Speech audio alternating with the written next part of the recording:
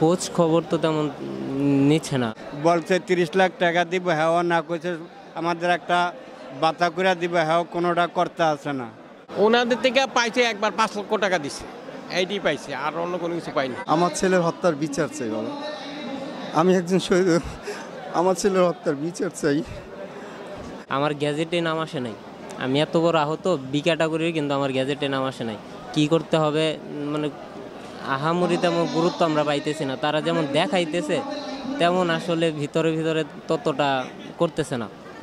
হয়তো বা করতেছে, খুব স্লোলি করতেছে, কিন্তু এতে তো হবে না। আমরা মারা গেলে তারপর করলে কি লাভ হবে?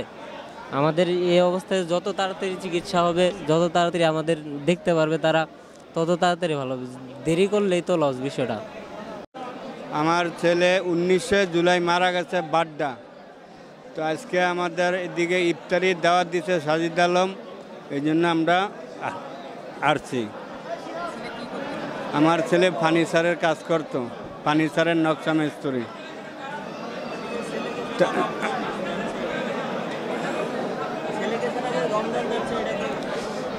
ছেলের সারে রমজান যাইতে আছে, এটা তো বহুত কষ্ট, বহুত দুঃখের ব্যাপার।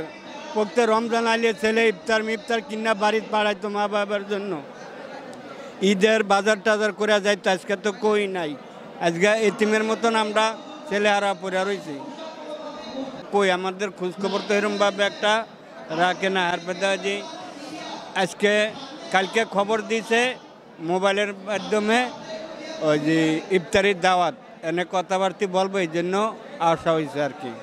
3 বছর পরে সে কর্মনিয়োজিত হইতো, এই ছেলেকে আমি হারাইছি, আমার কত ব্যথা বেদনা, এটা তো আর ভাষা প্রকাশ করা যায় না, বুঝলেন? তো এই আমার ছেলে মেয়ের মধ্যে সে ছিল সবচেয়ে ব্রিলিয়েন্ট।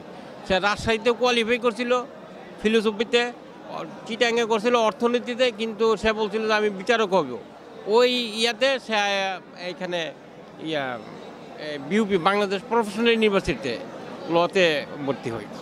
আমি এমন একজন বাবা, আমার ছেলের আমি মুখ দেখে শনাক্ত করতে পারিনি 3 দিন পরে।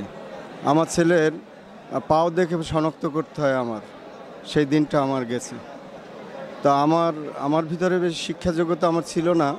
আমার একটাই ছিল, বড় ছেলে ছিল, শিক্ষা যোগ্যতা ওই ছিল, পড়ছিল, আজকে শেষ করে দিয়েছে।